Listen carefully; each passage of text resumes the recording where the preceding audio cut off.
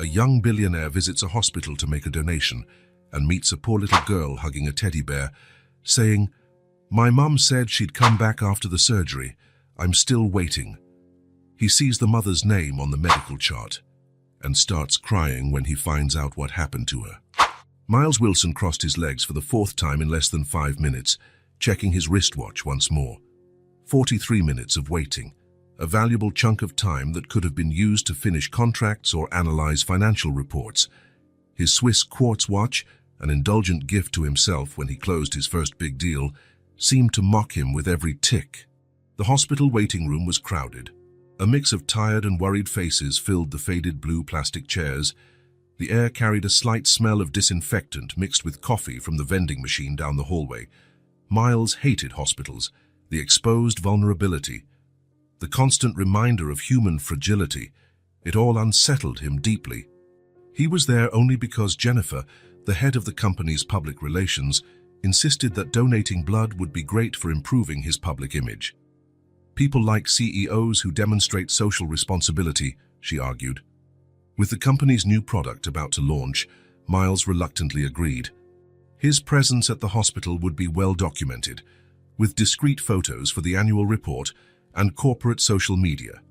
To make use of the time while waiting to be called, he checked emails on his phone. The bright screen showed an endless sequence of messages, meeting confirmations, quarterly reports, investor inquiries, an invitation to speak at a conference. Miles scrolled through them, replying to the urgent ones, prioritizing his time as he always did. "Mr. Wilson?" Miles looked up, hoping he was finally being called for the blood donation, but the nurse standing at the door called a different name. He went back to checking his phone, slightly annoyed. It was then, while trying to craft a response to a particularly delicate email, that he noticed her presence. 3 chairs to his right, sitting all alone, was a little girl holding a worn-out teddy bear in her lap. It wasn't typical for Miles to notice children. Generally, they represented noise, unpredictability, and disorder, 3 elements he had meticulously eradicated from his personal and professional life. But there was something about that specific child that caught his attention. She looked around 6 or 7 years old. Brown, curly hair fell to her shoulders, pinned on one side with a simple star-shaped clip. Her small face bore a seriousness that seemed out of place for her age. She wore a lavender t-shirt, slightly too big for her, and jeans with a little patch on one knee. What stood out the most to Miles was the teddy bear in her arms. It was clearly handmade, with faded brown fabric, mismatched buttons for eyes and on its chest. The seams showed signs of multiple repairs, as if it had been mended countless times over the years. The girl spoke quietly to the bear, settling it carefully in her lap as though it were made of the world's most precious material. Her feet, which didn't reach the floor, swung lightly in a rhythm only she seemed to hear. Miles looked away, trying to refocus on his emails. None of this was his business. Probably the child was with some adult who had stepped out to the restroom or gone for coffee. There was no reason for such a small girl to be alone in a hospital. Even so, his attention kept drifting back to her every few seconds. Something about the loneliness of that tiny figure felt out of place, unsettling. After a few minutes, Miles realized that no adult had appeared to join the girl. She was still alone, occasionally talking to her teddy bear as if it were her only companion. Without giving it much thought, Miles slid his phone into his pocket and moved closer, taking a seat 1 chair away from the child. "Hi," he said, trying to sound casual. "That's an interesting teddy bear." The girl looked up, surprised that he had spoken to her, but she wasn't frightened. She had large brown eyes with a quiet kind of maturity Miles had never before seen in a child. "His name is Mr. Buttons," she replied, holding the teddy bear up a bit. "My mom made him for me. Mr. Buttons." "That's a good name," Miles commented, noticing more closely the different colored buttons that formed the bear's eyes and were sewn onto its chest. "Your mum is very talented." The girl nodded seriously. "She knows how to do a lot of things. She mends people's clothes and makes dresses too." "And where is she now?" Miles asked, glancing around as if he weren't really interested. That was when the girl's expression changed, a shadow briefly crossing her small face. She clutched the teddy bear tighter to her chest. Mum said she'd come back after the surgery. I'm still waiting. The simplicity of that statement, the raw vulnerability in a child's voice, struck Miles in a way he hadn't expected. Something in that moment, the little girl alone, the worn teddy bear, the oppressive silence of the hallway, triggered an almost physical response. A tightening in his chest, an uncomfortable feeling he couldn't name. "Have you been waiting a long time?" he asked, his voice coming out oddly soft. The girl shrugged, a gesture surprisingly adult-like. "A while." The sun was still out. Miles looked at the window. It was already dark. If the girl was correct, that meant she'd been there alone for at least 4 or 5 hours. "What's your name?" "Sophie," she answered, adjusting the worn-out ribbon around the bear's neck. "Sophie Carter." The last name didn't trigger an immediate reaction in Miles. Carter was common enough not to mean anything specific, but something about the entire situation left him uneasy. "I can see Mr. Buttons is really special to you," he commented. Sophie nodded. "He's been with me forever. When I'm scared, he helps me be brave." "Are you scared right now?" The girl hesitated, as if weighing how honest to be. "A little. Hospitals are kind of strange." "And it's taking a really long time." Miles nodded, feeling an unexpected empathy. "I agree with you. Hospitals are strange places." A nurse hurried past in the hallway, and Miles noticed how Sophie's eyes followed her hopefully, then dropped to the floor with slight disappointment. An uneasiness grew inside him, a small child, alone for hours, with no one checking on her. It didn't seem right. "Sophie, I'm going to ask at the reception about your mom, okay? Maybe they have some information." The girl looked up, a small spark of hope appearing on her face. "Can you do that? They never tell me anything because I'm a kid." "I'll try," Miles said, standing up, ending. He walked to the reception desk, where a middle-aged woman typed quickly on a computer. There was a short line, but Miles waited patiently, something unusual for his typical temperament. When it was his turn, he used his most assertive tone, the one he reserved for high-stakes negotiations. "Excuse me, I'm concerned about a situation. There's a little girl in the waiting room who's been alone for hours. Her name is Sophie Carter, and apparently her mother is in surgery. I'd like to know if there's any information available about her case." The receptionist looked at him over her reading glasses. "Are you a relative?" "No, just a concerned citizen. A child that young shouldn't be by herself for so long." The woman sighed, seeming tired. "I agree with you, but we have rules about patient confidentiality." Miles held her gaze. "I understand privacy regulations. I'm not asking for medical details. Just if anyone is aware that a child's been alone for hours." The receptionist seemed to consider the situation for a moment. She looked over at Sophie, who sat patiently with her teddy bear, and something in her expression softened. "Let me check," she finally said, typing something into the computer. "Carter. Carter. Oh, yes. Emergency case. A car ran off the road on Main Street and hit several pedestrians. She arrived earlier this afternoon." Miles nodded, trying not to show how much the word hit affected him. "And the little girl, is there any other adult responsible for her?" The receptionist continued reviewing the information on the screen. "No additional emergency contacts identified in the record, just mother and daughter." The situation was worse than Miles had imagined. A child completely on her own, while her mother fought for her life somewhere in this hospital. "May I see the medical chart? Maybe I can help locate a family member." The receptionist hesitated, clearly torn between following protocol and recognizing an exceptional situation. "Normally we wouldn't do this, but..." She glanced at Sophie again. "I'll show you only the basic information, nothing about her medical status, just so we can try to find any relatives." She pulled out a folder and opened it on the counter, turning it partially toward Miles. His eyes quickly scanned the information until they found the patient's full name, Emily Carter. The shock was immediate and visceral. Miles felt as if he'd been punched in the stomach. The air rushed out of his lungs, and for a moment he was paralyzed, unable to process what he'd just seen. Emily Carter, his sister, the name he hadn't heard in over 10 years, the person he'd severed all ties with, determined to forge his own path. the sister he had left behind in the name of ambition and success. "Sir?" The receptionist's voice sounded distant. Miles tried to gather himself, but his mind was spinning. Emily was somewhere in that hospital, on an operating table, fighting for her life. And the little girl sitting alone in the waiting room, Sophie, was his niece. A niece whose existence he didn't even know about. "Are you all right, sir?" the receptionist pressed, clearly worried by his sudden pallor. "Yes, Emily Carter is my sister," he finally managed to say, his own voice sounding strange to him.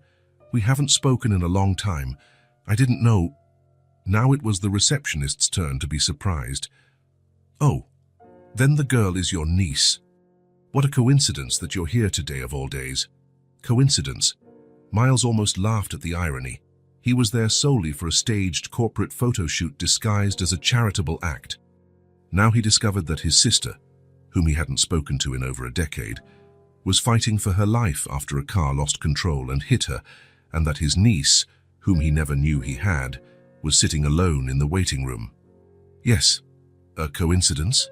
he repeated mechanically. Miles looked over at Sophie, who was still talking quietly to her worn teddy bear. How had he not noticed before? Her curly hair, the shape of her eyes, they were Emily's. Now that he knew, the similarities were blatant, glaring. "What is her condition?" he asked, still trying to process the avalanche of information. "She's still in surgery. It's a serious case, but the medical team is excellent. As soon as we have news, we can let you know." Miles nodded, thanked the receptionist, and walked back to the waiting room, each step feeling like it required extraordinary effort. Sophie looked up hopefully when she saw him approaching. "Did you find out anything about my mom?" she asked in a small voice, clutching her teddy bear. Miles stopped a few steps away, suddenly unsure. What should he say? How to explain who he was, or rather, who he should have been but never was? "Your mother is still in surgery," he finally replied, taking the simplest path. "The doctors are taking good care of her." Sophie nodded, as if she'd expected that answer. "Mr. Buttons said it would take a while. He's wise about these things." Miles sat down again, this time closer. He studied Sophie up close, searching for more signs of Emily, trying to understand how his life had come to this point.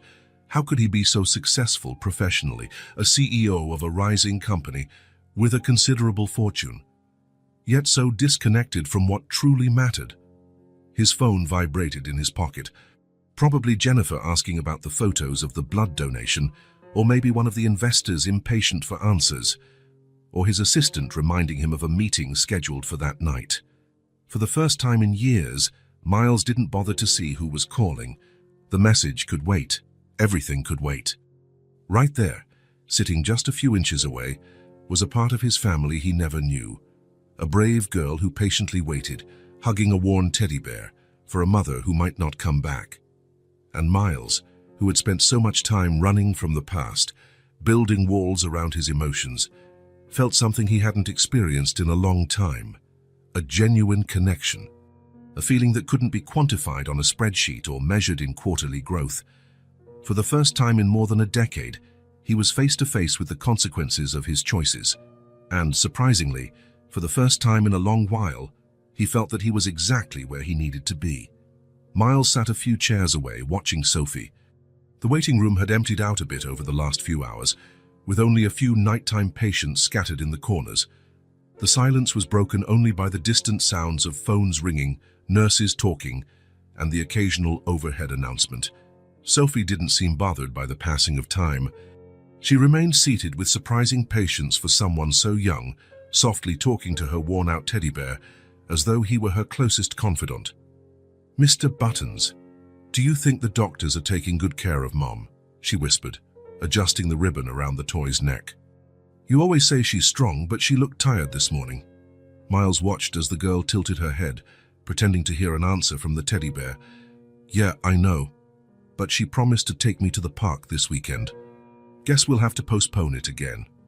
There was a maturity in her words, an understanding of reality that seemed disproportionate for someone so small. Miles wondered how many other promises had been postponed in the girl's life, how many times Emily had to explain that circumstances were stronger than their wishes. Sophie began to hum quietly, a simple, gentle melody. Her childish voice echoed softly in the silent corridor. creating a bubble of intimacy amid the institutional coldness of the hospital. Miles froze. He recognized that tune. It was the same melody Emily used to sing when they were kids. The same their mother used to sing to them at bedtime. A simple lullaby-like song passed down through generations in the family. He closed his eyes for a moment, letting himself be carried away by the sound. Emily at 20, singing while tidying up the small apartment they shared after their parents' death. Emily folding clothes meticulously, organizing the few things they owned, always with that melody on her lips, as though the song could stave off life's hardships. Emily always sang, even on the hardest days, as if music were her way of resisting, a way to affirm that life went on regardless. She sang while making breakfast, sang while studying, sang after coming home from work, no matter how exhausted. "Life is tough enough without us staying silent, Miles," she used to say when he complained about her singing. "If I stop singing, it's because I've given up, and I never will." Determination, that was the word that best described Emily. Determined, resilient, full of dreams, even when reality seemed stacked against her. While Miles saw obstacles, Emily saw challenges. While he calculated risks, she embraced possibilities. Sophie stopped humming and returned to talking to her teddy bear. Miles noticed how her gestures were identical to Emily's, the way she tilted her head slightly to the right when focused, how her index finger absent-mindedly played with a curl of hair while she thought, how had he not immediately realized this was Emily's daughter? Now that he knew, the similarities were glaring, obvious. The same curly brown hair, the same eye shape, and the same stubborn chin. And to think he might have just passed through that waiting room, donated blood, and left, never knowing his niece had been just a few feet away. Life was full of such cruel ironies, those near misses, those lost opportunities. Or maybe, Miles thought, it wasn't an irony but a second chance. The memory of his last conversation with Emily rose in his mind, vivid as if it happened yesterday, not over 10 years ago. The tiny apartment they shared since their parents' death. Emily sitting at the kitchen table, a cup of tea between her hands, her face showing the exhaustion of someone who had just lost her job. Miles standing, holding a letterhead from a company in another state. "When do you leave?" she asked, her voice almost too calm. "In 2 weeks," Miles replied, avoiding her gaze. "You've already decided, then?" "You're not asking me, you're telling me." Miles remembered feeling annoyed at her tone. "It's an opportunity I can't refuse, Emily. It's the fresh start I need." "What about me? About us? I just lost my job. The rent is overdue." "You'll find another job. You always do. And once I get established, I'll send money." "It's not about money, Miles. It's always about money in the end. No, it's about choices, about priorities." Emily finally looked up at him. "It's about you choosing your big dreams over everything and everyone." "That's unfair. I have a right to pursue something better in life, and I don't." "You think I don't have my own dreams, but I never considered leaving you behind." Miles's response was quick and cruel. "Maybe that's your problem. You cling too much to the past, to people. You'll never get anywhere like that." He saw the hurt in her eyes, but he didn't back down. Her calculated coldness inside him was already defining the man he would become, a ruthless executive, focused only on results. "You know what's funny, Miles?" Emily said, her voice almost a whisper. "I always thought our parents would be proud of both of us, of how we moved on, how we stayed united. Now I see they'd only be proud of one of us. Don't use our parents against me. I'm just stating the obvious. They raised us to be better than this, to know what really matters. What matters is not ending up like them. That's no life, Emily. They had something you'll never have if you keep thinking like this. What? Overdue bills? Constant worries? Love. Family. A purpose beyond money." Miles laughed, a cold, distant sound. "Cheap philosophy doesn't pay the bills." Emily stared at him for a long moment, as if seeing her brother for the first time, or maybe the last. "Then leave, but don't come back when you realize money can't buy happiness." He left the next morning, not 2 weeks later as he'd originally planned. He left a check and a note with his new address and phone number, a note Emily never answered. Her words echoed in his mind now as he watched Sophie. Don't come back when you realize money can't buy happiness.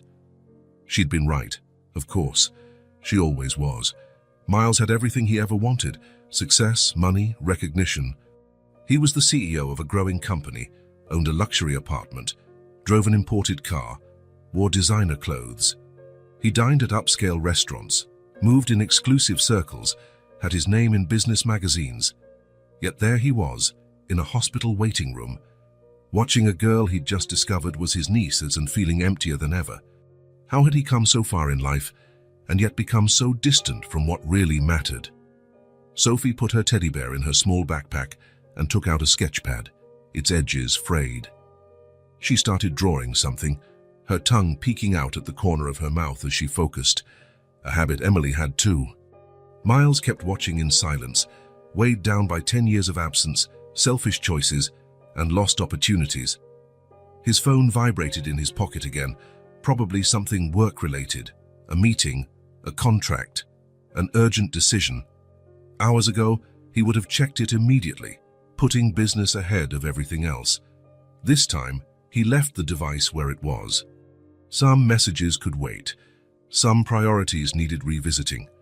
Miles watched Sophie, lost in thought about time, choices, and second chances, about a determined sister who wouldn't give up, about a niece who waited patiently, about a worn-out teddy bear that told silent stories of love and perseverance, about how much one could lose while being busy winning everything one thought they wanted. A deep voice broke Miles's reverie. "Family of Emily Carter?"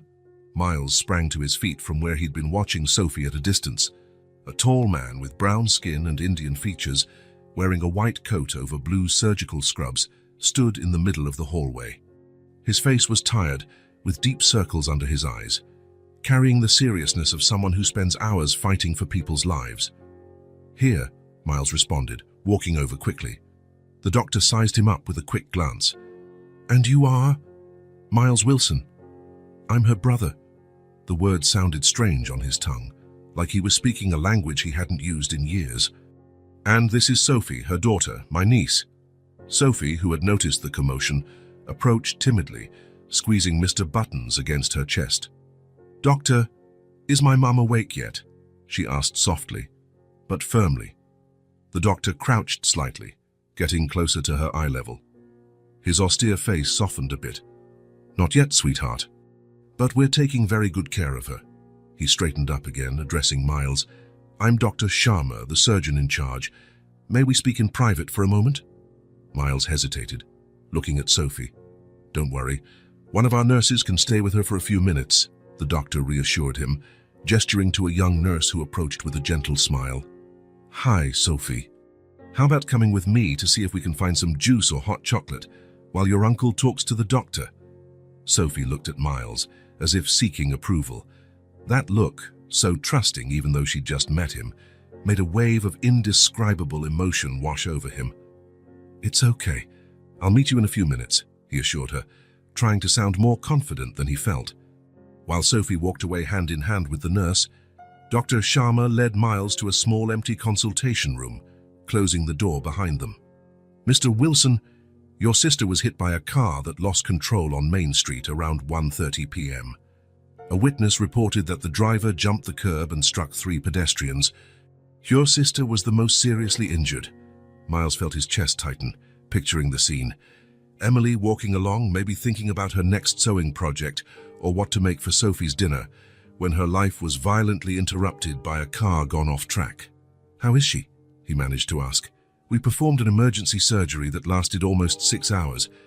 There were multiple fractures and significant internal bleeding, and we had to remove her spleen, which was irreparably damaged," the doctor explained, with the professional objectivity that comes from years of facing daily tragedies. "We managed to stabilize her, but her condition is still delicate. The next 48 hours will be critical." Miles leaned against the wall, feeling his legs weaken. "Will she survive?" Dr. Sharma sighed, allowing himself a brief moment of humanity beyond his professionalism. "We're doing everything we can. She's young and seemed healthy before the accident. That's in her favor. But it would be irresponsible for me to make promises." Miles nodded, appreciating the honesty, however painful.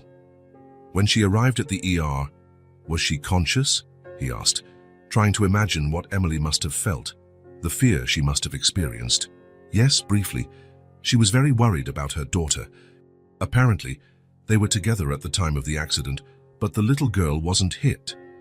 What did she say? The doctor quickly checked some notes on a clipboard. She asked us to find someone to stay with her daughter, mentioned there was no one else in town, no close relatives. Our social worker tried to contact some numbers we found in her purse, but with no success. Miles felt a pang of shame. If Emily said there was no one, it was because there truly was no one, not even a brother she could count on after so long. Did she say anything else before she was sedated? Dr. Sharma hesitated for a moment, as if deciding whether he should share that information. She only talked about her daughter, asked us to make sure Sophie was okay, that she wouldn't be left alone.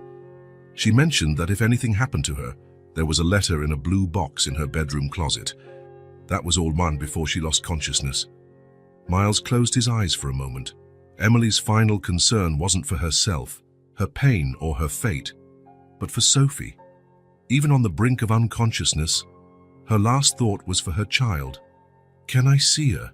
Miles asked, his voice slightly trembling. "She's in the ICU, sedated and intubated. Visits are restricted, but I can authorize a brief visit given the circumstances. Just a few minutes." Miles nodded in gratitude.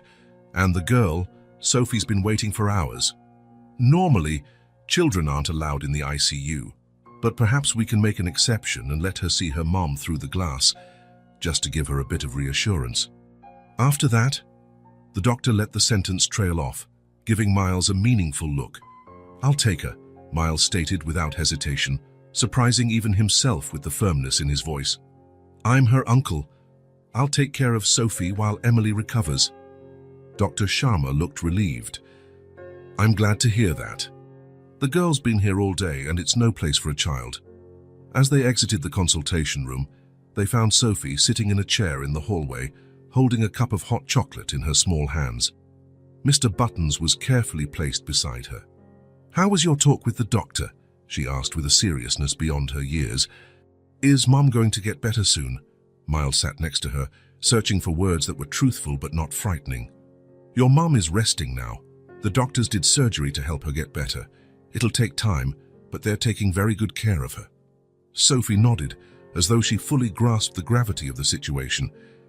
"Can I see her?" "Dr. Sharma said we can see her briefly through a window. She's asleep right now with special medicine, so she won't feel pain, and there are some machines helping her breathe." The girl bit her lip, hesitating. She'll be scared if she wakes up and I'm not there. The simplicity of her worry tightened Miles's throat. Sophie wasn't worried about herself, where she'd sleep or what she'd eat, but about how her mother would feel. "We'll leave a note with the nurses, so when she wakes up, she'll know exactly where you are and that you're okay." Miles took Sophie to the ICU, where they could see Emily through a glass panel. Miles almost didn't recognize his sister. Her face was pale, with bruises starting to turn dark. Tubes and wires connected her to various machines beeping and flashing. Sophie stood quietly, watching. She didn't cry, didn't ask questions. She just held Mr. Buttons a little tighter. "She looks so still," she finally said. "The medicine is helping her rest so she can get better faster," Miles explained, feeling awkward and unprepared for the situation. After a few minutes, Dr. Sharma respectfully indicated it was time to go. Miles noted Sophie hadn't eaten anything since arriving at the hospital, and it was already past 9 at night. "Sophie, you must be hungry. How about we go get something to eat?" The girl didn't answer right away, her eyes still on her unmoving mother. "We can come back early tomorrow to check on her," Miles promised. "Dr. Sharma will look after her in the meantime." Finally, Sophie nodded, although reluctantly. Miles guided her out of the hospital, surprised at how easily she placed her small hand in his, trusting him completely, despite only having known him for a few hours. The weight of that innocent trust hit him hard. He wouldn't let this child down. Near the hospital was a cozy diner still open. Miles led Sophie there, choosing a quiet table in the corner. The waitress brought menus, giving the tired-looking little girl and her worn teddy bear a sympathetic glance. "What would you like to eat?" Miles asked, realizing he had no idea what kids her age usually ate. "Can I have anything?" Sophie asked, her eyes scanning the menu with interest. "Sure. Then I want pancakes with chocolate syrup," she decided after careful consideration. "Mom only makes pancakes on special days." "Pancakes it is," Miles agreed, ordering himself a coffee, though he had no appetite. While they waited, Miles noticed a toy store across the street, still open despite the late hour. "Wait here a minute. I'll be right back, okay?" Sophie nodded, talking quietly to Mr. Buttons while she waited. Miles crossed the street and entered the store. He picked out a new teddy bear, soft and fancy, with a shiny red ribbon around its neck, quite the opposite of Mr. Buttons, which was worn and patched. After paying him, he returned to the diner where Sophie's pancakes had already arrived. "I brought you something," he said, handing her the store package. Sophie opened it carefully, revealing the new bear. She gave a polite smile and thanked him, but set the new toy aside and held Mr. Buttons even closer. "He's pretty, but Mr. Buttons is my real friend. Mom made him for me when I was born." Miles nodded, realizing his mistake. Of course, a fancy bear from a store couldn't replace something made with a mother's love. Once again, he had thought money could solve a problem that was actually about connection, about meaning. As Sophie ate her pancakes, Miles watched her, noticing every little mannerism that reminded him of Emily. The way she wrinkled her nose slightly when she smiled, how she tilted her head when she was thinking. It was like seeing his sister reflected in a smaller form. That was when Miles made a decision. Watching Sophie with chocolate at the corner of her mouth, fully focused on her pancakes, he knew it was time for the truth. He took a deep breath and said, "I know your mom. Actually, I'm her brother. I'm your uncle." Sophie paused, surprised. The fork hung in midair as she processed the information. "Really? You're Mom's brother? Then, why haven't you ever looked for us?" The question, direct and innocent, hit Miles like a punch. There was no way to soften the truth, nor any reason to try. "Because I was selfish. I only thought about myself. And when we argued, I didn't know how to come back. I stayed away because I thought it was easier. But I was wrong." Sophie put the fork down, studying Miles's face as if searching for something specific in him. "Mom has a picture of you. It's really old. You two are smiling. She kept a picture of me." Miles couldn't hide his surprise. Sophie nodded. "It's in her drawer, along with other important stuff. Sometimes she looks at it and gets sad." Miles felt the weight of those words. Emily hadn't completely erased him from her life. Despite everything, she had kept a reminder of him. Sophie was silent for a moment, then began explaining with the natural innocence only children possess. "We lived in lots of different places. Once we slept in a sewing room because we didn't have money for a real bedroom, but Mom always smiled. She said we'd be fine. Sometimes the lights went out, but she'd light candles and tell stories." Miles listened in silence, heart heavy. Every word Sophie spoke was like a mirror, reflecting how much he had ignored his sister's life, and the child's, for all these years. While he built his career, his sister struggled to feed and house her daughter. While he worried about which model of luxury car to buy next, they slept in a sewing room. But what struck him most wasn't the hardships, it was Emily's resilience. Even in desperate times, she stayed optimistic, creating magical moments for her daughter, turning literal darkness into an opportunity for storytelling. Emily had always been that way, even when they were kids, finding beauty in the simple things, creating something out of nothing, transforming difficulties into lessons. Miles had forgotten that part of her, or maybe chosen not to remember, because it made him question his own life choices. "Your mom's always been like that, strong. Creative," he said, voice choked with emotion. "When we were younger, she could make amazing toys out of things other people would throw away. Like Mr. Buttons." Sophie raised the teddy, showing the different colored buttons that made up its eyes and were sewn around its body. "Each button has a story. This green one was from Grandpa's jacket. The red one was from the first dress Mom sewed by herself." Miles reached out and gently touched one of the golden buttons on the teddy's belly. "What about this one?" Sophie smiled. a smile that brightened her tired face. "Mom said it was from one of your shirts, the one you gave her before you left." A distant memory came to Miles. So a dark blue shirt with small golden buttons that had belonged to their dad for special occasions, later passed on to Miles when he grew. He'd left it for Emily when he moved away, along with other clothes that wouldn't fit in his single suitcase. The fact that Emily had kept that button all those years and sewn it onto Sophie's most treasured toy spoke volumes about how, despite everything, he still had a place in their lives. Miles held Sophie's small hand more firmly, feeling a determination grow within him. He couldn't change the past, couldn't erase 10 years of absence, but he could be present now when they needed him most. Overcome by emotion and the situation, he decided he wouldn't let Sophie spend another night in the hospital, waiting on an uncomfortable chair among strangers. "Why don't we stay at my place tonight? You can have a hot bath, something good to eat, and I'll bring you back early to see your mom." Sophie hesitated, looking at Mr. Buttons as if seeking his advice.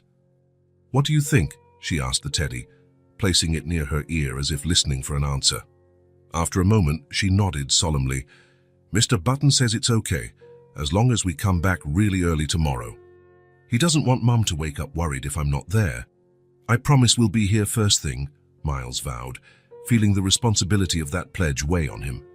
It was the first promise he'd ever made to his niece, and he intended to keep it, no matter what. As he paid the check, Miles watched Sophie carefully tuck Mr. Buttons into her small backpack, leaving just the bear's head sticking out so he could breathe. The fancy new teddy bear lay forgotten on the table. Some lessons, Miles thought, were painfully obvious when viewed through the eyes of a child. The worth of something wasn't in its price tag, but in the stories it held, the connections it represented. It was a lesson he needed 10 years, and a tragic accident, to finally begin learning. The private elevator opened directly into the entry hall of Miles's apartment. Sophie, holding tightly to her newly discovered uncle's hand, took a hesitant step inside, her eyes wide as though she'd just entered a fairy tale castle. "You live here alone?" she asked, her voice low, almost reverent. Miles nodded, gazing at his own apartment through Sophie's eyes. Suddenly, the place looked different even to him. The spacious living room with double-height ceilings featured minimalist decor in shades of grey and white, with occasional black accents. Italian designer furniture, abstract sculptures strategically placed, and an entire wall of glass offering a panoramic view of the city lights, everything meticulously chosen by a famous interior designer to impress and showcase status. Sophie let go of his hand and wandered around slowly, gingerly touching the cold surface of a marble coffee table as though she were afraid of breaking it. "It's so big," she commented, looking upward. "And so shiny." Miles had never thought of his apartment as shiny, but he understood what she meant. The recessed ceiling lights, the carefully placed track lighting highlighting works of art, the city's reflection in the polished surfaces, it all created an almost ethereal, impersonal atmosphere. Sophie dashed over to the glass wall, pressing her small hands against the transparent surface. "Look, Mr. Buttons. It feels like we're flying," she exclaimed to the teddy bear, which she held tightly in her other hand. "You can see the whole city from here." Miles joined her, viewing the city from a new perspective. The building lights, the tiny cars moving below, the night sky dotted with faint stars competing against the urban glow. It was truly beautiful, he realized. When was the last time he had truly stopped to admire the view from his own apartment? "Come on, I'll show you where you'll sleep," he said, guiding Sophie down the hallway that led to the bedrooms. He opened the door to the guest room, a space rarely used and decorated in the same sober and impersonal style as the rest of the apartment. The king-size bed looked enormous compared to Sophie's small figure. "Is this bed just for me?" she asked, incredulous. "Yes, unless Mr. Buttons needs space too," Miles tried to joke, still feeling awkward in the role of uncle. Sophie giggled, a bright sound that echoed oddly in the usually silent space. "He sleeps with me. He doesn't need much space. We're good at sharing, right, Mr. Buttons?" Miles noticed Sophie's clothes, rumpled and dirty from the long day at the hospital. "How about a bath before bed? You must be tired." Sophie nodded, following him to the ensuite bathroom. Miles opened the door, revealing a large, luxurious space dominated by an oversized bathtub, separate from the rainfall-style shower. Sophie's eyes grew even wider. "Is that a real bathtub, like in magazines?" Miles felt a pang in his chest. "You've never taken a bath in a tub." Sophie shook her head, still marveling. "We only ever had showers, and sometimes not even that," she answered with the frankness children have. "In our last apartment, the shower broke all the time. Mom used to heat water on the stove and we'd bathe with cups." Miles was momentarily speechless, imagining Emily, his sister, who grew up with him, heating water on a stove to give her daughter a bath. Meanwhile, he had a luxurious jacuzzi tub he rarely used. "Well, let's fill it up then. You can even have bubbles if you want." Sophie's face lit up at the prospect. While the tub filled, Miles realized another issue. He had no children's clothes or suitable bath products. He took out his phone and made a quick call to an assistant, explaining the emergency situation and requesting an immediate delivery of clothes and basic items for a little girl. Meanwhile, Sophie was fascinated by the water jets and the bubbles forming in the tub. She kicked off her worn shoes and dipped a hand into the water to test the temperature, giggling at the sensation. "I'll leave you to it. The towels are over there." Miles pointed to a pile of fluffy white towels. "I'll be right outside if you need anything." Half an hour later, Miles heard the private elevator's bell. The assistant had worked quickly and efficiently, as always. Bags from exclusive children's stores were lined up in the hall. Pajamas, clothes for the next day, hygiene products, even a few books and simple toys. When Sophie emerged from the bathroom, she had a towel wrapped around her small body, looking even tinier against the white, fluffy fabric. Her wet hair formed more defined curls, and her face glowed with cleanliness and excitement. "That was the best bath of my life," she declared, enthused. "The water even gave me a massage." Miles couldn't help but smile.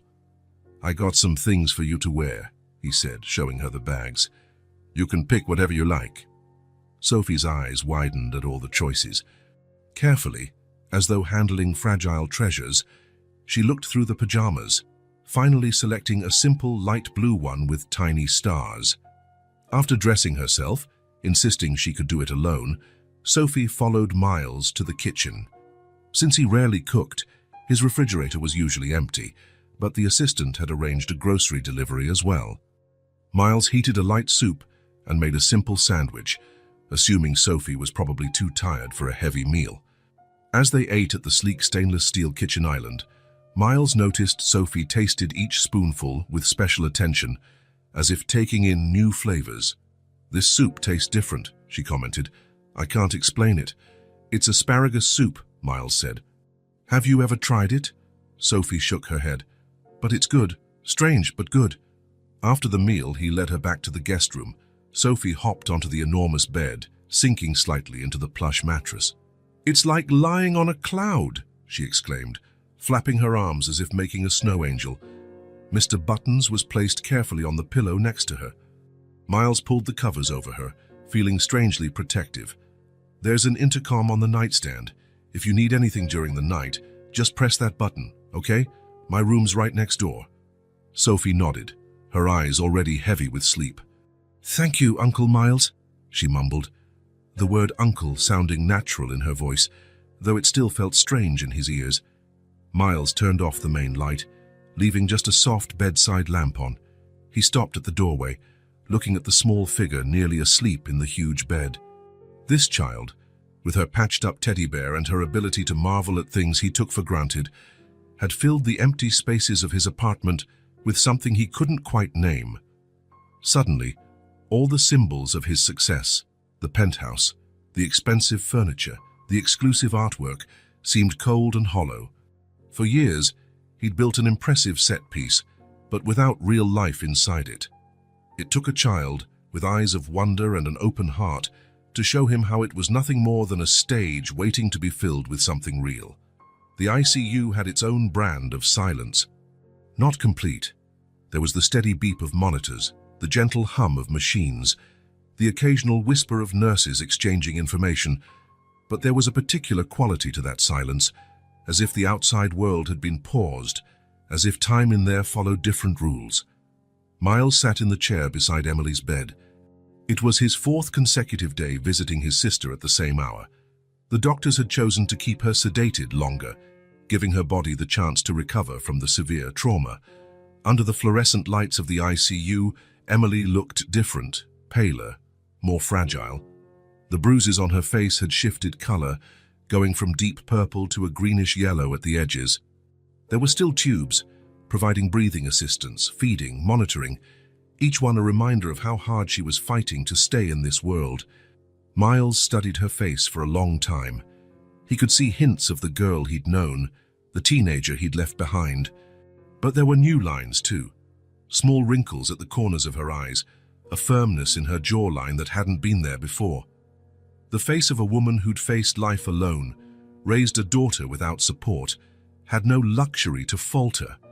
"I brought some flowers," he said quietly, knowing she couldn't hear him. "Yellow roses. You always liked those." He placed the small vase on the table beside her, positioning it so it would be in her line of sight if she opened her eyes. "Sophie's doing fine. Don't worry about her," he went on, voice a bit stronger.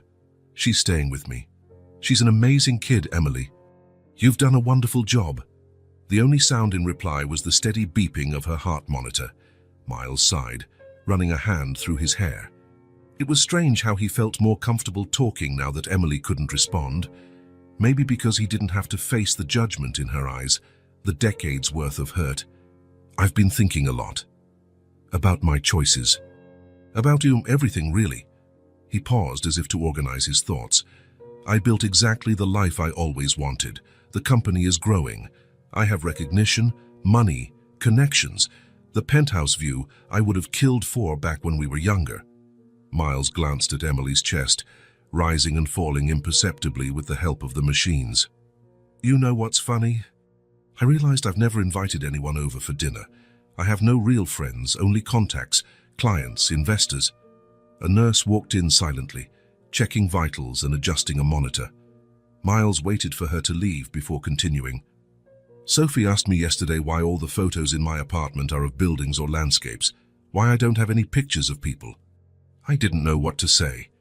He leaned back in the chair, feeling the weight of the last few days, the worry about Emily, the sudden responsibility of caring for Sophie, the constant reckoning with the consequences of his past choices.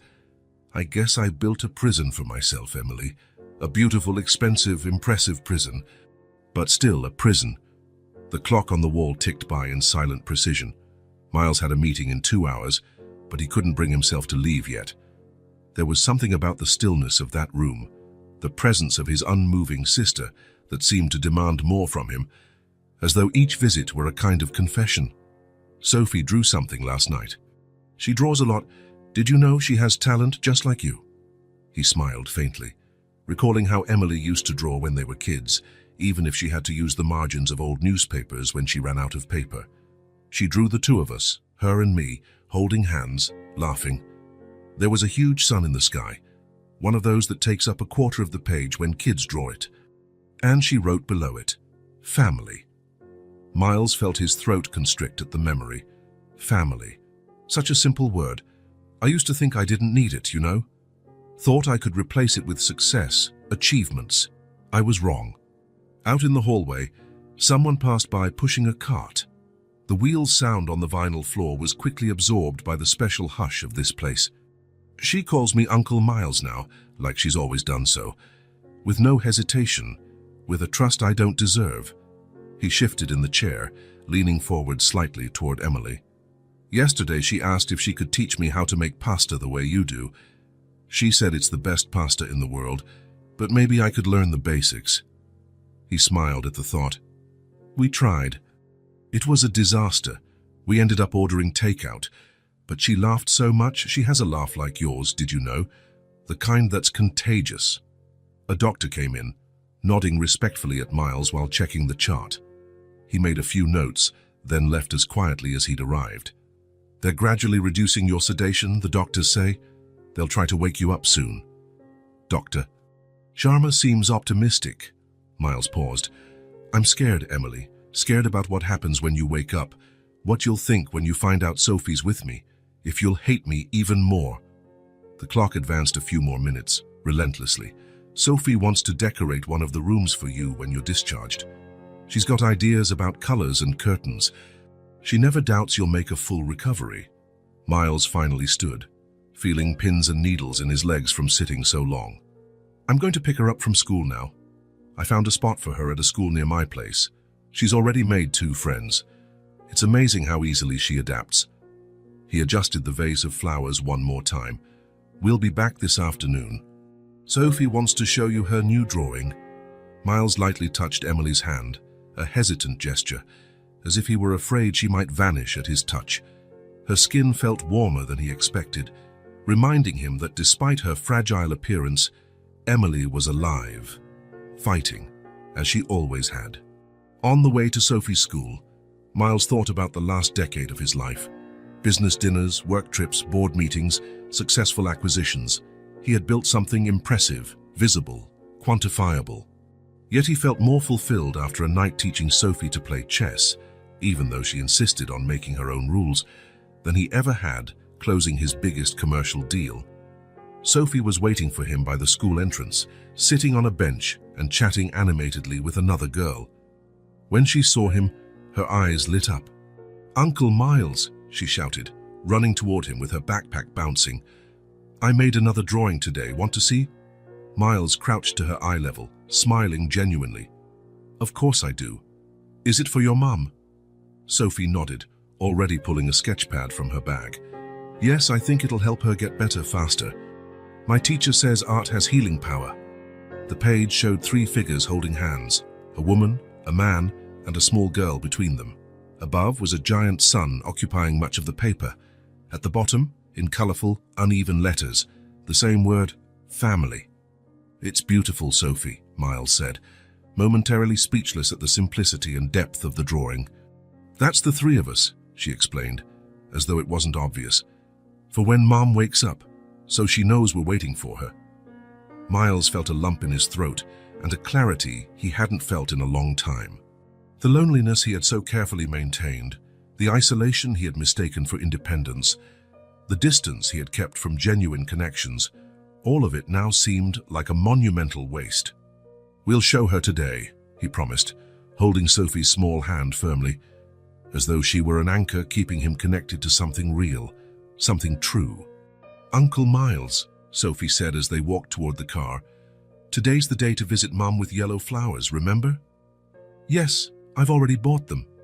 "They're in the car," Sophie smiled, satisfied. "You're learning fast." Miles couldn't help smiling back. Yes, he was learning, belatedly, awkwardly, but he was learning.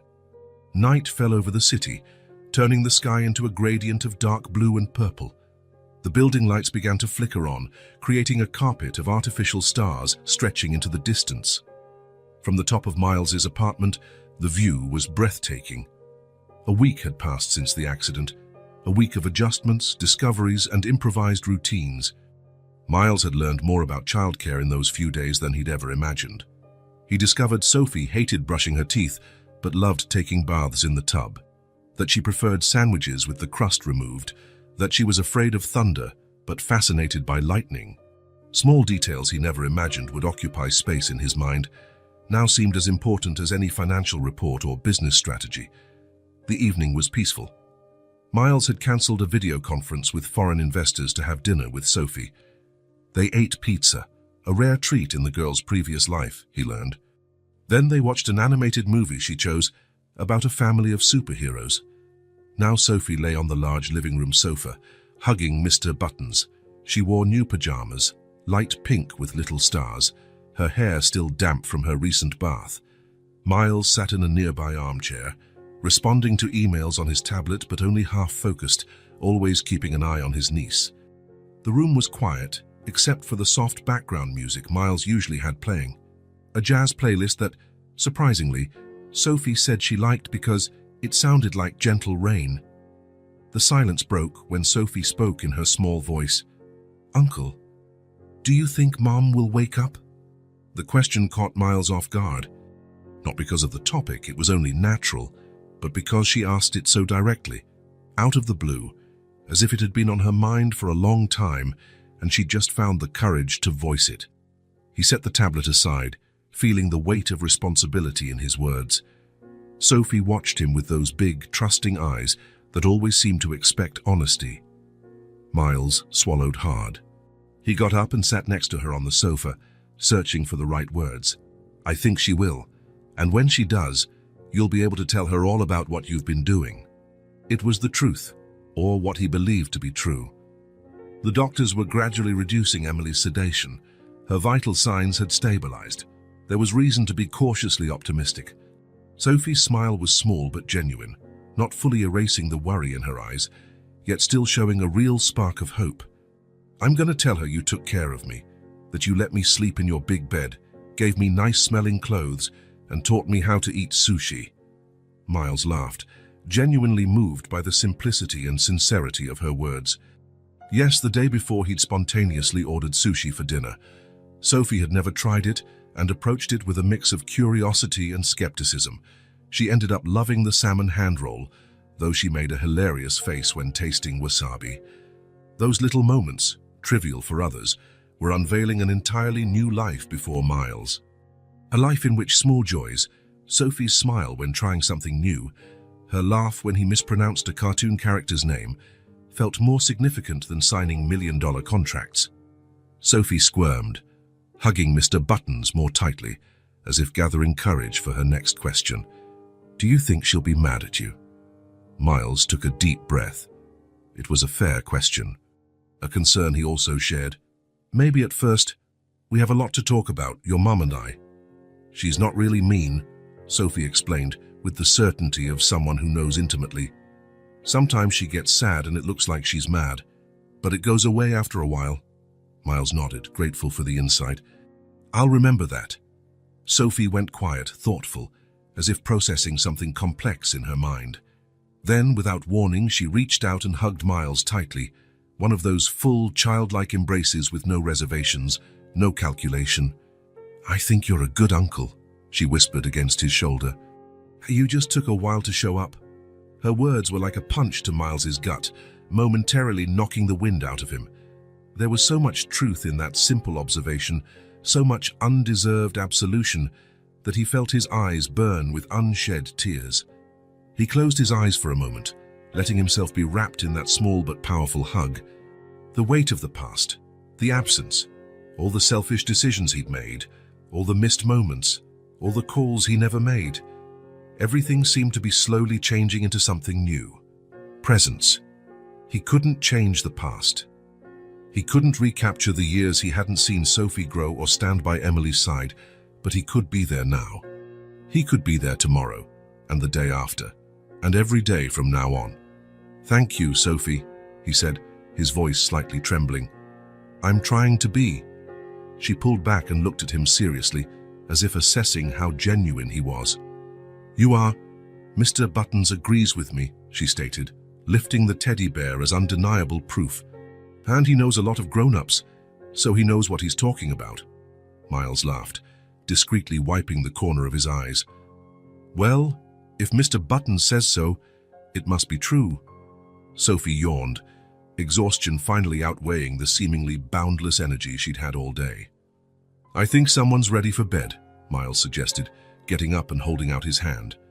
"Just 5 more minutes," Sophie pleaded, using that universal kid tactic to delay bedtime. 5 minutes, Miles agreed, knowing it would probably turn into 10 or 15. He discovered he had a hard time denying Sophie's reasonable requests. They sat in silence a bit longer, gazing at the illuminated city through the glass wall. It was like looking at a personal universe, full of life, movement, and possibility. "When Mom comes to live here, she'll like the view," Sophie said matter-of-factly, as though it were already decided. Miles didn't correct her assumption. Instead, he allowed himself, for just a moment, to imagine how that might be. Emily recuperated, the 3 of them together, not necessarily in that sterile penthouse he called home, but somewhere they could truly call home. "I think she'll like it too," he finally answered. Sophie yawned again, more deeply this time, and Miles realized the negotiated 5 minutes were up. Gently, he lifted her, still surprised at how light she was, and carried her to her room. "Can we visit Mom earlier tomorrow?" she asked sleepily, resting her head on his shoulder. Sure, right after breakfast. He placed her in bed, tucked her in, and arranged Mr. Buttons beside her. Sophie was almost asleep but managed a small "Good night, Uncle Miles" before her eyes finally closed. "Good night, Sophie," he replied, dimming the lamp to the soft glow she preferred. He lingered at the door a moment, watching the small figure asleep in that big bed. He thought about how in just a week his life had been completely reconfigured. His apartment, once just a place to pass through, now had drawings on the fridge. His immaculate bathroom now had rubber ducks in the bathtub. His meticulously structured routine now included school pickups, homework, and bedtime stories. The most surprising thing was how none of it felt like a burden or a sacrifice. Instead, it felt as if he were finally living his own life rather than just managing it. Presence, not just existence. Maybe that was what he'd been seeking all these years without even knowing it. Morning arrived quietly at the hospital, the first rays of sunlight filtering through partially drawn blinds. The room was calm, with only the rhythmic sound of the monitors breaking the silence. Emily Carter had been in the ICU for 2 weeks. Over the last 3 days, the medical team had gradually reduced her sedation, waiting for signs that she could regain consciousness. Emily's first sensation was discomfort, a dryness in her throat, a distant ache softened by what she assumed were painkillers. Her eyelids felt as heavy as lead. The effort to open them felt monumental, like scaling a steep mountain without gear. But something stronger than physical discomfort pushed her toward the surface of awareness. A maternal instinct, a visceral need to know where her daughter was. Sophie. Where was Sophie? Her last clear memory was the accident, the screech of tires on the road, the feeling of being tossed, the impact. Then disjointed fragments, faces hovering over her, bright lights, urgent voices, her own voice, weak but determined, asking about Sophie. Then darkness. With tremendous effort, Emily finally opened her eyes. Even the soft light felt painfully intense. She blinked a few times, trying to adjust her vision.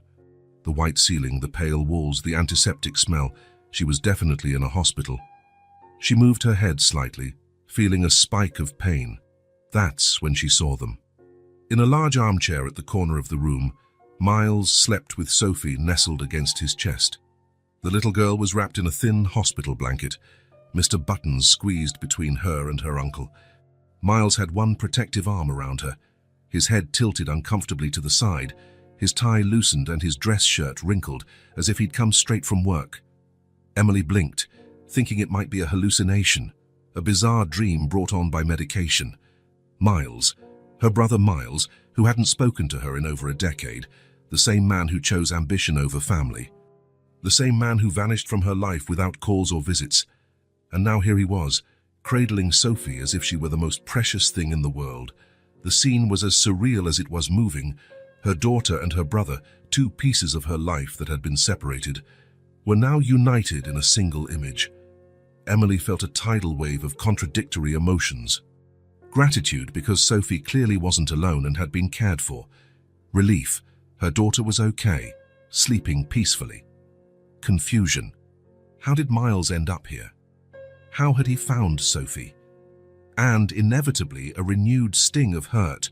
Why only now, after a tragedy, had he reappeared? But there was something else. Something she hadn't expected to feel. A sense of peace upon seeing them together. Sophie looked so comfortable, so safe in her uncle's arms. And Miles, even in sleep, wore an expression she didn't recognize. Softer, less guarded. Emily tried to move again, but felt sharp pain in various parts of her body. There were devices connected to her, tubes and wires, physical reminders of the trauma she'd endured. A monitor to her right beeped more rapidly as she shifted. The slightly altered sound was enough to wake Miles. He opened his eyes slowly, adjusting to the light, trying not to move too much and disturb Sophie. Then his gaze met Emily's. The impact was immediate. Miles's eyes went wide, his body suddenly rigid. For an instant it felt like time froze between them. 10 years of silence, 10 years of distance, 10 years of unspoken words, all suspended in that single moment of recognition. Emily observed him, now noticing details she'd missed on first glance. The tension lines around his eyes, the first grey hairs at his temples, the obvious fatigue on his face. Miles looked older, but not just from the passage of time. There was a heaviness in his expression, a depth that hadn't been there before. No one spoke. They didn't have to. The look they exchanged held everything: the pain of the past, the confusion of the present, the uncertainty of the future. But there was also something Emily never expected, a silent request for forgiveness. Carefully, Miles adjusted Sophie in the armchair so he could stand without waking her. He walked over to the bed, his steps tentative, as though afraid Emily might vanish at any moment. He stopped beside her, looking down at his sister with an expression Emily had never seen in him before. Vulnerable, exposed, without the defenses he'd always used. Still silent, Miles reached out his hand, a tentative, almost shy gesture. He paused halfway, as if suddenly unsure if he had the right to touch her. Emily looked at his outstretched hand. Despite the pain, the confusion, the thousand questions swirling in her mind, she felt something undeniable. This was her brother, the same boy who defended her on the school playground, the same teenager who helped her with math at night, the same young adult who held her hand at their parents' funeral. Before he was the man who abandoned her, he'd been her brother, her protector, her family. With monumental effort, Emily moved her own hand toward his. The motion was slow, painful. Each inch of victory over the tubes, over her weakness, over the years of resentment. Their fingers touched, a light, almost imperceptible contact, yet loaded with meaning. Still wordless, Miles intertwined his fingers with hers, careful not to disturb the medical equipment. His hand was warm, firm, anchored in reality, while Emily still felt she was floating between levels of consciousness. The contact broke something inside Miles. Emily saw him swallow hard, saw his eyes grow moist with unshed tears. He had never been one to cry, even as a child. Always the strong one, always controlled. To see him like this, on the verge of an emotional breakdown, was as surreal as the whole situation. Sophie stirred in the armchair, mumbling something unintelligible in her sleep and hugging Mr. Buttons tighter. The sound broke the moment, drawing them back to the present reality. Miles glanced at Sophie, then back at Emily, as if suddenly remembering all the explanations he owed her. Emily gave his hand a gentle squeeze, about all she could manage in her weakened state. It was a gesture that said, "Later. There will be time for that later." He seemed to understand, nodding almost imperceptibly. The silence between them shifted. It was no longer the silence of 10 years apart, but a shared silence, one almost intimate, a silence that spoke of acknowledgement, of understanding, of a bridge slowly being rebuilt.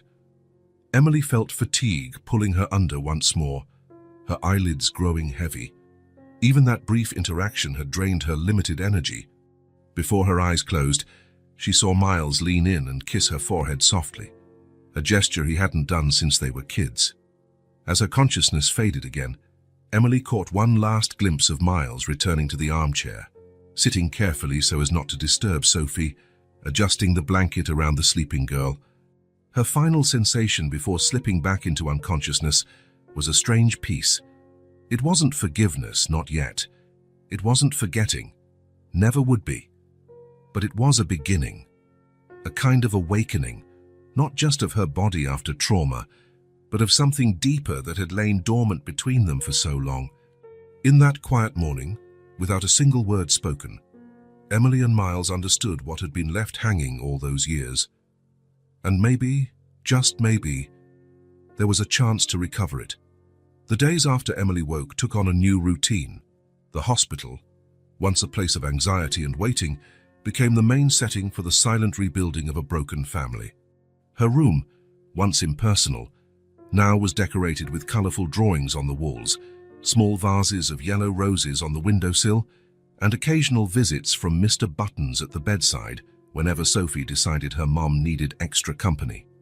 Dr. Sharma had been clear about the recovery process. Emily would still face weeks of hospitalization, followed by months of physical therapy. The accident had caused significant damage that would require time and patience to heal. Each patient responds differently, the doctor explained during a morning visit. But Emily is young and was healthy before the accident. That's in her favor. Miles rearranged his entire life to adapt to this new reality.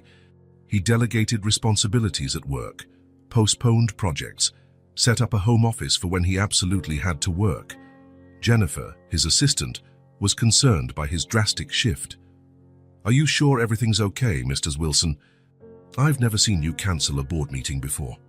"I've never been more sure of my priorities, Jennifer," he replied, surprising even himself with his conviction. Every morning, Miles and Sophie arrived early at the hospital. A routine had been established. Breakfast at a nearby coffee shop, where Sophie always ordered pancakes with chocolate syrup, and then a short, leisurely walk to the hospital, during which she told elaborate stories about Mr. Buttons and his nightly adventures. In the hospital, Sophie would rush to a small table in the corner of the room, her creative space, spending hours drawing while the adults talked or when Emily needed rest. For a child who had almost lost her mother, Sophie showed remarkable resilience. "Look, Mom, I drew us at the park Uncle Miles took me to yesterday. This is the pond with the ducks, and here's Mr. Buttons eating ice cream." Emily would smile from her hospital bed, eyes shining with a mix of love and gratitude. "It's beautiful, sweetheart. You captured Mr. Buttons's expression perfectly." Miles observed these interactions in silent fascination. The bond between mother and daughter was almost tangible, forged in countless small moments throughout the years he'd been absent. They had their own language, references only they understood, a history he hadn't been part of. Instead of feeling excluded, though, these observations fueled his determination. He couldn't reclaim the lost time, but he could be there now, starting to build his own connection with both of them.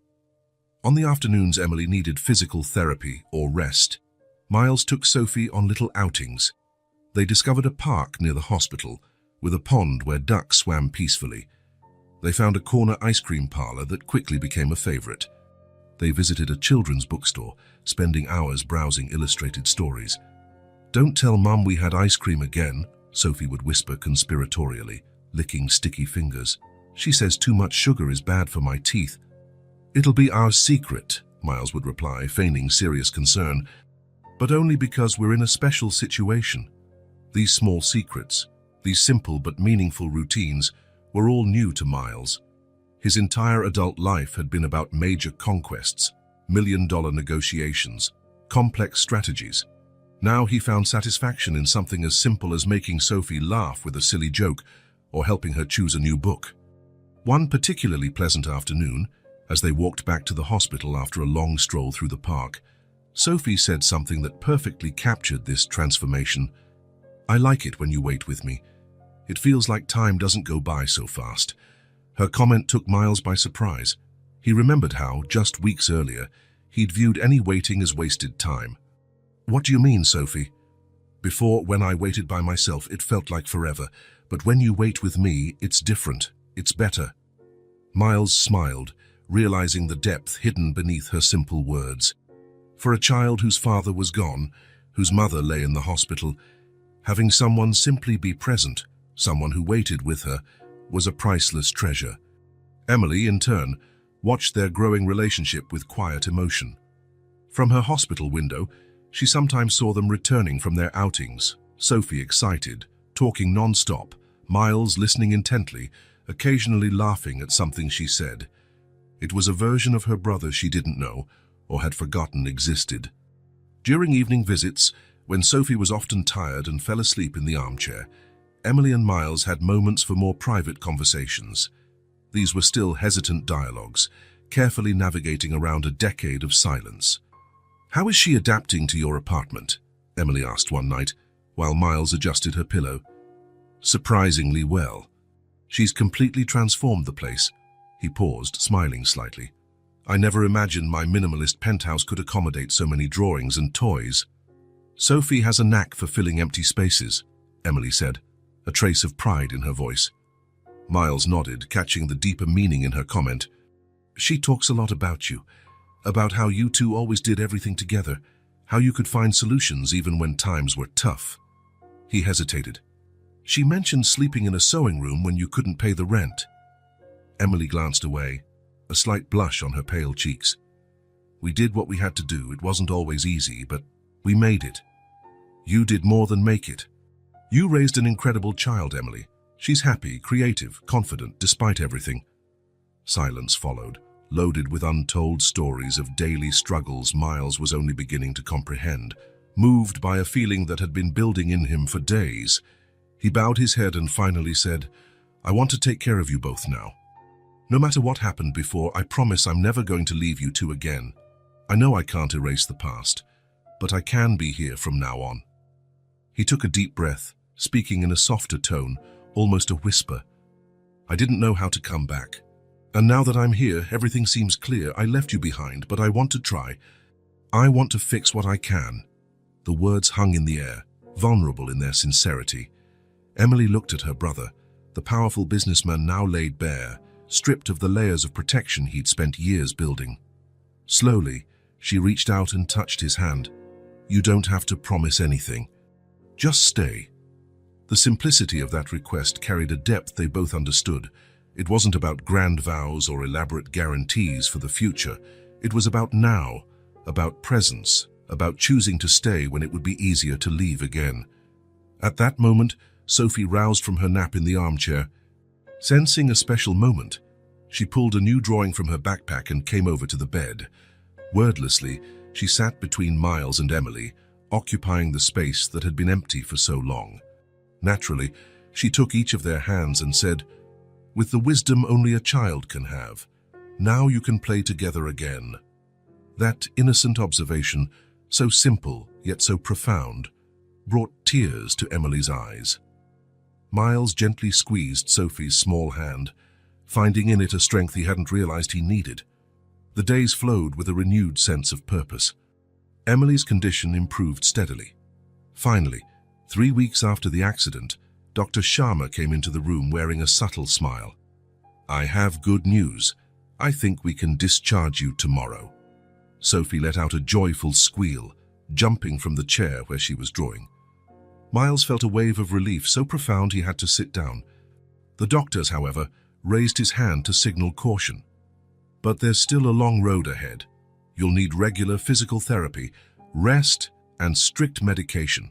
And you'll need someone with you at all times, at least for the first few weeks.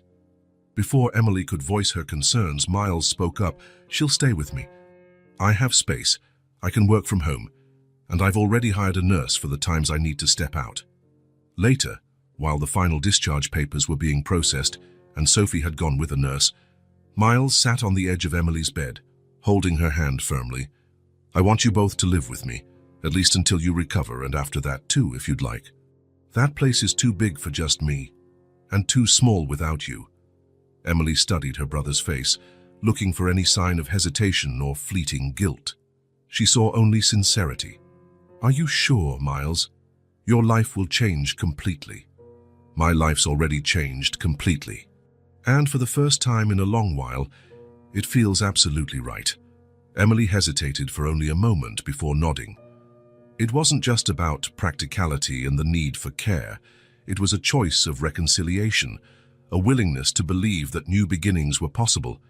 The next day, under a surprisingly clear sky, Emily left the hospital in a wheelchair, still fragile, her body visibly weakened, but with a shy smile lighting up her face. Sophie bounced along beside her, holding Mr. Buttons and constantly checking that her mum was comfortable. Miles pushed the wheelchair carefully, mindful of every bump in the path. For the first time in many years, the three walked together like a family. Not a perfect or unscarred family, but a real one, rebuilding itself. At the apartment, Emily looked on in awe at the spaciousness, the elegant furniture, the panoramic view Sophie had described many times. But what truly moved her was seeing her daughter run freely from room to room, safe and happy, as though she already belonged there. In the days that followed, a new routine took shape. Miles tried, sometimes awkwardly, to learn the rhythms of his sister and niece. He found out Emily preferred tea over coffee in the morning, that Sophie needed help tying her shoes, but insisted on choosing her own clothes, that both enjoyed reading before bed. He messed up frequently, forgot medications, made meals Emily couldn't yet digest, got the school schedule mixed up, but he didn't give up. Every mistake was a lesson, every small success a victory. Miles outfitted the guest room for Emily with adaptations for her recovery and turned one of the spare rooms into a little art space for Sophie. The once impeccably organized and impersonal apartment now had drawings on the fridge, toys occasionally left on the sofa, and photographs starting to fill previously empty frames. In the evenings, the three of them ate dinner together. It was different from Miles's solitary meals or the rushed dinners Emily and Sophie used to have between work shifts and homework. There was real conversation, laughter, comfortable silences. Emily watched her brother try so hard, setting the table, remembering small details, truly listening when Sophie shared elaborate stories about Mr. Buttons. She saw how he meticulously noted down medication times, researched recovery guidelines, tried to anticipate needs. She realized, with growing surprise and emotion, that something inside him really was changing, and for the first time since they reunited, she allowed herself to believe that maybe the brother she lost long ago was indeed returning. Not exactly the same, but perhaps a better version, more aware, more present. With Emily on the mend, the three began relearning the art of living together. It was a delicate process, sometimes painful, often confusing, but always moving forward. Miles took an active role in caring for both of them, helping with Sophie's routine, trying to foresee what Emily might need. He still made mistakes, still felt out of his element, but he kept trying.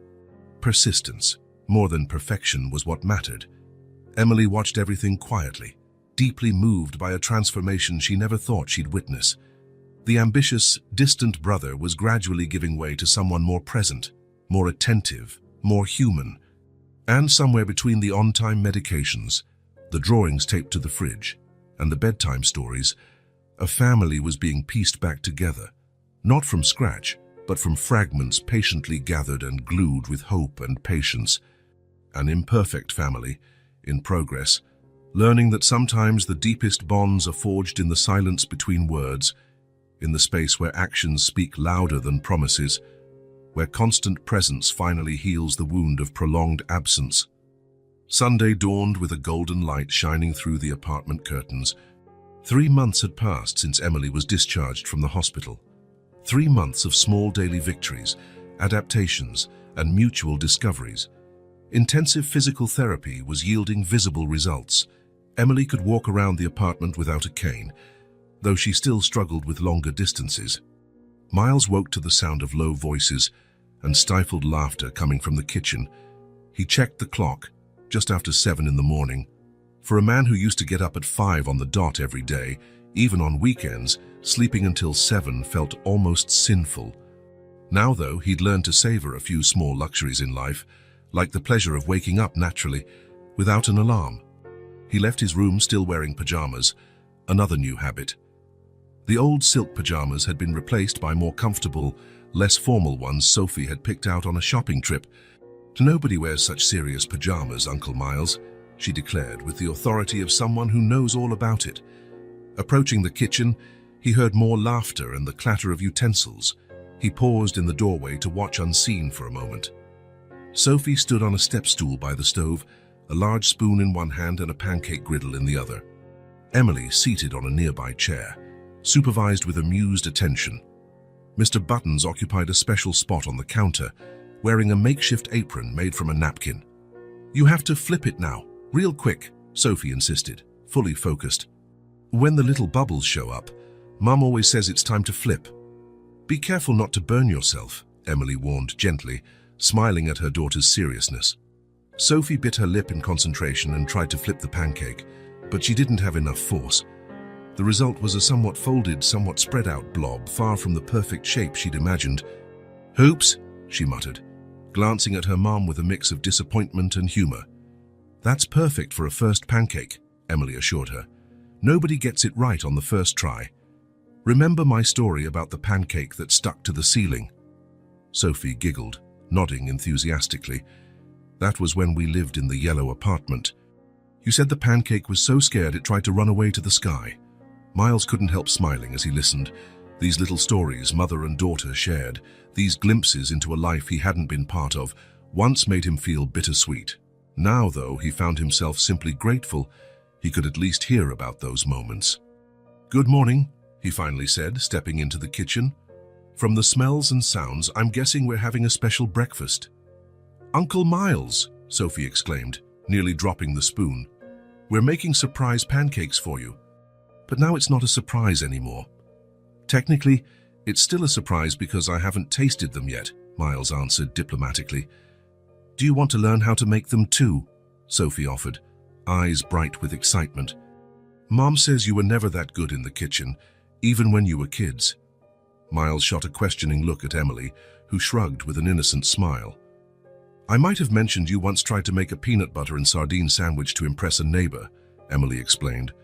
"In my defense, I was 9 and had limited culinary knowledge," Miles protested, approaching the stove. "And I'm absolutely willing to learn now. Teacher Sophie, I'm in your hands." Sophie beamed, delighted by the role reversal.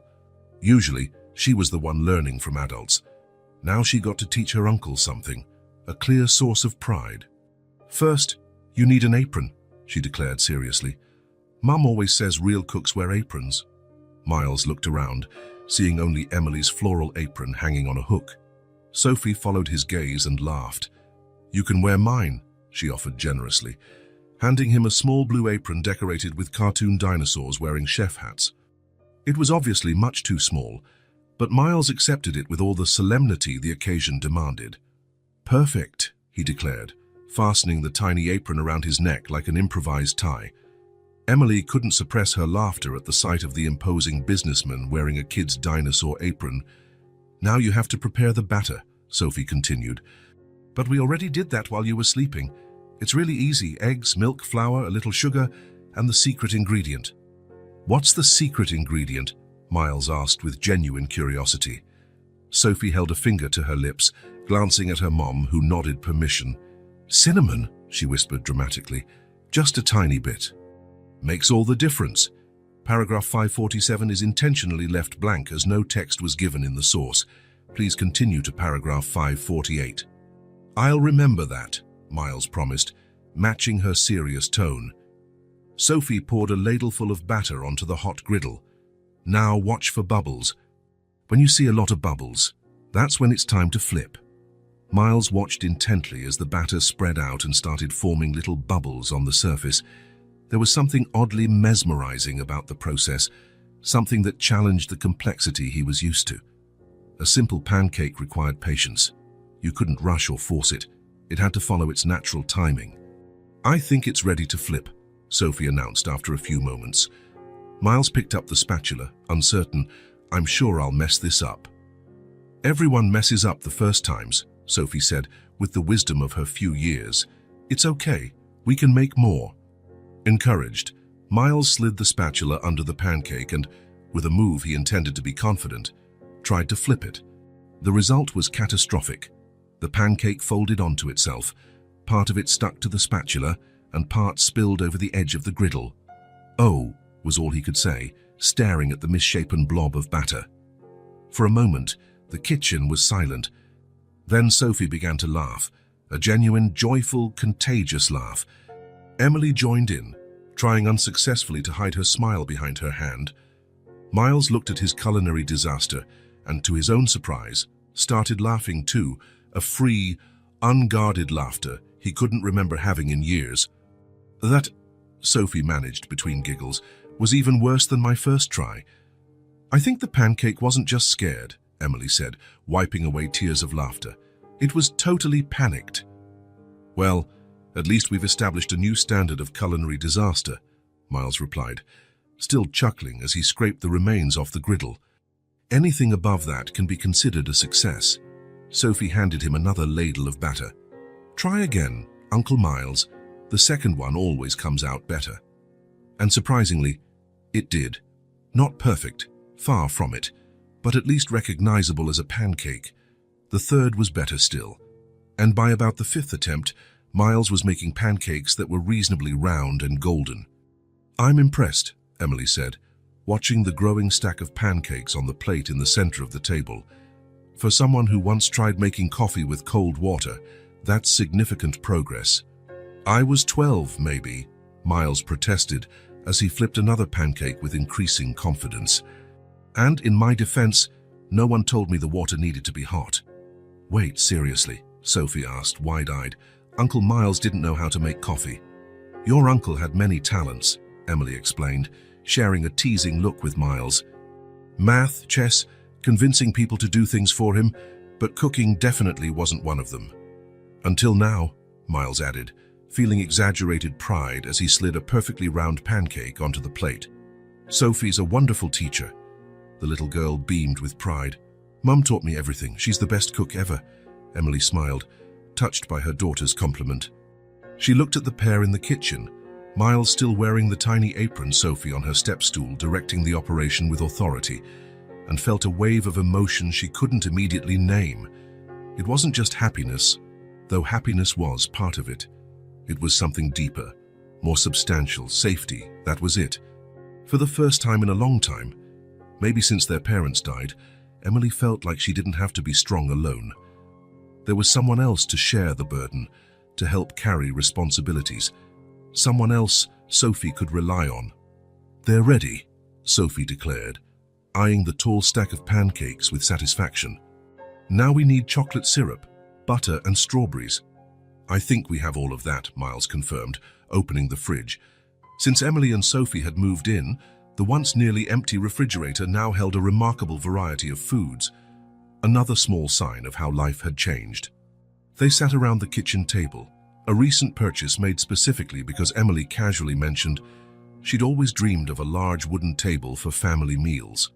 Miles had ordered one the next day, custom made by a local woodworker. Who wants the first taste? Sophie asked, watching anxiously as Miles and Emily served themselves. I think the honor should go to our new chef, Emily suggested, looking at her brother. Miles cut a generous slice of pancake, covered in chocolate syrup and topped with a strawberry. As he tasted it, his eyebrows rose in genuine surprise. This is really good, he announced. No need to fake enthusiasm. See? I told you the secret was the cinnamon, Sophie exclaimed, helping herself to her own portion. Emily took a bite too and nodded approvingly. I think we've found our official Sunday pancake chef. As they ate, they talked about the coming week's plans. Emily had a job interview on Monday, a position as a seamstress at a bridal atelier. Initially, she worried she wasn't ready to work yet, but Miles and Sophie encouraged her. You can start part-time, Miles suggested, recalling their conversation as he reached for another pancake. The atelier seems flexible from what you've said. And I can stay here with Uncle Miles after school on the days you work, Sophie chimed in. He already knows how to make my favorite snack and everything. Emily smiled, grateful for their support. You're both right. I think I'm ready to try. By the way, Miles said casually, though clearly he'd been planning this moment. Speaking of interviews, I had an idea I wanted to discuss with you two.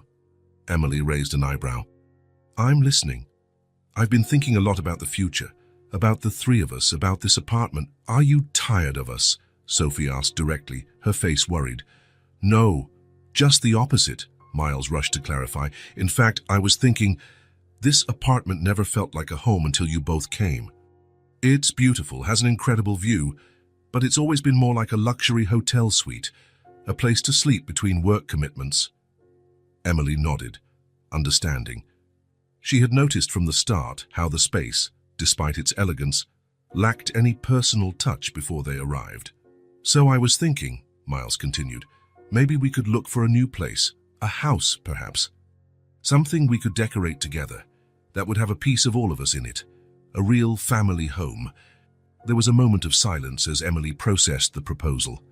It wasn't just about moving. It was about formalizing the arrangement they'd created, turning a temporary solution into something permanent. Are you serious? She finally asked. Completely, Miles affirmed. But only if you both want it. Emily, I know you've always dreamed of having your own space, so I'd understand if, down the line, you'd prefer a place just for you and Sophie. But a house with a yard, Sophie interjected, eyes shining. We could get a dog and plant flowers and have picnics. Exactly, Miles smiled, grateful for his niece's enthusiastic interruption. And it would be our place for real. Emily looked from her brother to her daughter, then back again. She saw the sincere hope in Miles's eyes, so different from the calculating, distant man he once was. She saw Sophie's excitement, already envisioning how this new home might be. I think it's a wonderful idea, she said softly yet firmly. A new beginning. For all of us.